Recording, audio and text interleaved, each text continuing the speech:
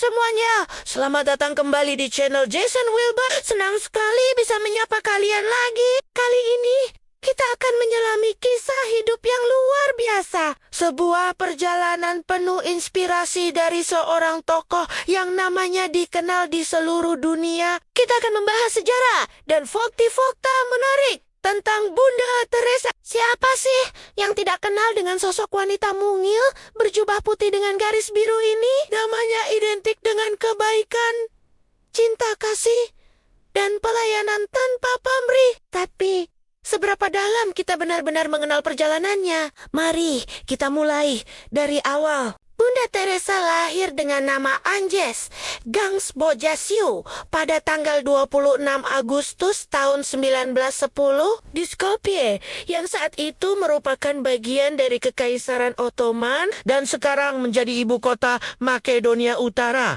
Ia lahir dalam keluarga Albenio Katolik yang taat. Ayahnya, seorang pengusaha sukses, meninggal dunia secara tiba-tiba ketika Agnes baru berusia 8 tahun. Peristiwa ini meninggalkan ibunya, Dranaville, untuk membesarkan ketiga anaknya seorang diri. Meskipun hidup dalam kesulitan, ibunya adalah seorang wanita yang sangat dermawan dan saleh. Ia sering mengajak anak-anaknya untuk berbagi makanan dengan orang miskin dan mengajarkan pentingnya kasih sayang. Lingkungan inilah yang menanamkan benih panggilan pelayanan dalam diri Agnes kecil. Sejak usia 12 tahun, Agnes sudah merasakan panggilan kuat untuk mengabdikan hidupnya kepada Tuhan.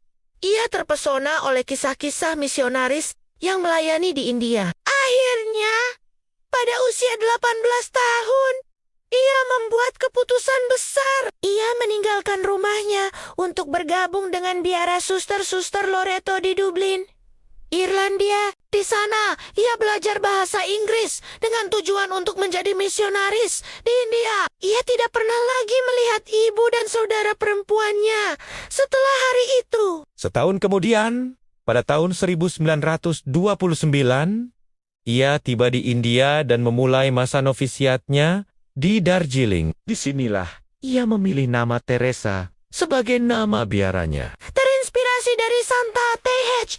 Erso dari Lisieux, Santa pelindung para misionaris. Setelah mengambil sumpah pertamanya, Suster Teresa ditugaskan untuk mengajar di sekolah menengah St. Mary di Kalkuta. Selama hampir 20 tahun, ia mengabdikan dirinya sebagai seorang guru sejarah dan geografi. Ia sangat dicintai oleh murid-muridnya dan bahkan diangkat menjadi kepala sekolah. Namun, di balik dinding biara yang nyaman, hatinya merasa gelisah. Setiap kali ia melihat keluar jendela atau berjalan di jalanan Kalkuta, Ia menyaksikan pemandangan kemiskinan, penyakit, dan penderitaan yang ekstrem. Pemandangan ini terus menghantui pikirannya dan membuatnya merasa bahwa ia harus berbuat lebih banyak. Panggilan sejatinya datang pada tanggal 10 September tahun 1946. Saat dalam perjalanan kereta api menuju Darjeeling untuk retret tahunan. peristiwa ini kemudian ia sebut sebagai panggilan di dalam panggilan. Ia merasakan perintah yang sangat jelas dari Tuhan untuk meninggalkan biara dan hidup di antara orang-orang yang paling miskin dari yang termiskin untuk melayani mereka. Ini bukan keputusan yang mudah. Ia harus meninggalkan kehidupan yang sudah ia kenal selama bertahan-tahan dan melangkah ke dalam ketidakpastian. Butuh 2 tahun baginya untuk mendapatkan izin dari Vatikan untuk memulai misi barunya ini. Pada tahun 1948, dengan izin di tangan Bunda Teresa menanggalkan jubah Loreto Naya dan mengenakan sari katun putih sederhana dengan pinggiran biru yang kelak menjadi seragam ikonik bagi para biarawatinya. Setelah mengikuti kursus medis singkat, ia terjun langsung ke daerah kumuh di Kalkuta. Awalnya, ia sendirian. Ia memulai dengan membuka sekolah darurat di alam terbuka untuk anak-anak miskin. Ia tidak punya gedung, tidak punya meja, hanya tanah sebagai papan tulisnya. Ia mengunjungi keluarga-keluarga, membersihkan luka orang sakit, dan memberikan penghiburan kepada mereka yang sekarat di jalanan. Kerja kerasnya yang tulus perlahan mulai menarik perhatian. Satu persatu mantan muridnya mulai datang untuk membantunya. Pada tahun 1950, Paus Pius XII Secara resmi mengakui kongregasi barunya, Jang diberi nama misionaris cinta kasih. misi utama mereka adalah untuk melayani yang lapar, yang telanjang, yang tunawisma, yang lumpuh, yang buta, yang penderita kusta, semua orang yang merasa tidak diinginkan, tidak dicintai, tidak diperhatikan oleh masyarakat. Sebuah misi yang sangat mulia. Salah satu karya paling terkenal dari misionaris cinta kasih adalah pendirian Nirmal Haide atau Rumah Bagi Yang Sekarat pada tahun ke-1952. Tempat ini didirikan di sebuah kuil Hindu tua yang ditinggalkan. Tujuannya sederhana, namun mendalam. Memberikan tempat bagi orang-orang yang ditemukan sekarat di jalanan agar mereka bisa meninggal dengan damai dan bermartabat, dikelilingi oleh cinta kasih, bukan dalam kesendirian dan penderitaan. Banyak yang meninggal di sana, tetapi mereka meninggal sambil merasakan sentuhan kasih sayang untuk pertama kalinya dalam hidup mereka. Seiring berjalannya waktu, karya Bunda Teresa tidak hanya terbatas di Kalkuta. Kongregasinya berkembang pesat. Pada tahun 1965, Paus Paulus ke-6 memberikan izin untuk memperluas misi keluar India. Rumah misi pertama dibuka di Venezuela dan kemudian menyebar ke seluruh dunia.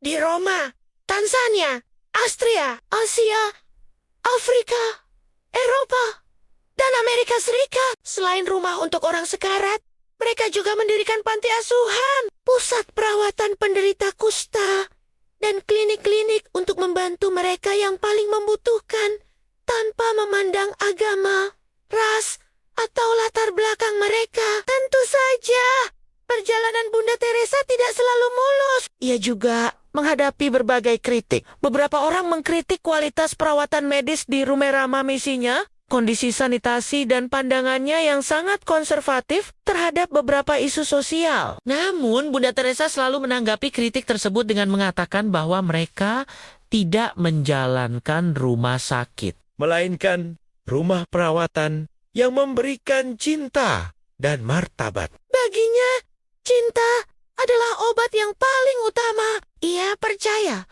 bahwa penyakit terbesar di dunia bukanlah kusta atau tuberkulosis, melainkan perasaan tidak diinginkan dan tidak dicintai. Dedikasinya yang luar biasa akhirnya mendapatkan pengakuan dunia. Pada tahun 1979, Bunda Teresa dianugerahi hadiah Nobel Perdamaian. Dalam pidato penerimaannya, ia menolak perjamuan mewah yang biasa diadakan dan meminta agar dana tersebut dialihkan untuk membantu orang miskin di Kalkuta. Sebuah tindakan yang sekali lagi menunjukkan prioritas hidupnya. Ia berkata, "Saya memilih kemiskinan bagi mereka yang miskin, tetapi saya bersyukur menerima Nobel ini atas nama kaum lapar, telanjang, dan tunawisma." Setelah menerima hadiah Nobel, popularitasnya semakin meroket dan ia menjadi ikon global kemanusiaan. Namun, di balik senyumnya yang tenang dan citranya yang kuat, ada sebuah fakta yang mungkin tidak banyak orang tahu. Selama hampir 50 tahun, hingga akhir hayatnya, Bunda Teresa mengalami krisis iman yang mendalam. Dalam surat-surat pribadinya yang diterbitkan setelah kematiannya, ia mengungkapkan perasaan kekosongan, kegelapan, dan keterpisahan dari Tuhan. Ia merasa sia-sia Tuhan telah meninggalkannya. Sungguh sebuah ironi. Sosok yang menjadi simbol iman bagi jutaan orang justru berjuang dengan imannya sendiri dalam kesunyian. Namun, meskipun merasakan kegelapan batin ini, ia tidak pernah goyah dalam misinya. Ia terus melayani, mengubah keraguannya menjadi tindakan cinta kasih yang nyata. Bunda Teresa meninggal dunia pada tanggal 5 September tahun 1997 pada usia 87 tahun. Dunia berduka atas kepergiannya. Pemerintah India memberinya pemakaman kenegaraan, sebuah kehormatan yang biasanya hanya diberikan untuk para pemimpin negara. Proses beatifikasi atau gelar beata diberikan kepadanya oleh Paus Yohanes Paulus II pada tahun ke-2003.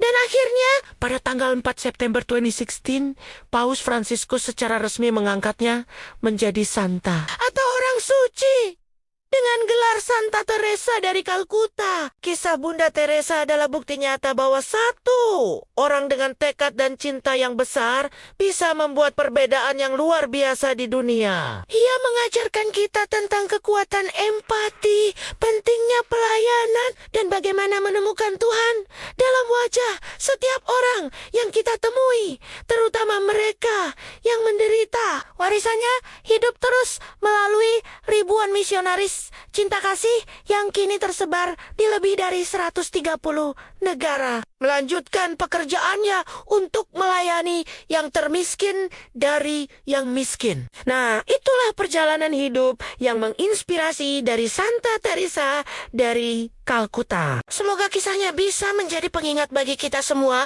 untuk lebih peduli dan berbuat baik kepada sesama. Terima kasih banyak sudah menonton video ini sampai selesai. Jangan lupa untuk like, komen, dan share jika kalian merasa video ini bermanfaat. Dan tentu saja, subscribe channel Jason Wilbert agar tidak ketinggalan konten-konten menarik lainnya. Sampai jumpa di video berikutnya. Tetaplah menjadi pribadi yang positif dan menginspirasi.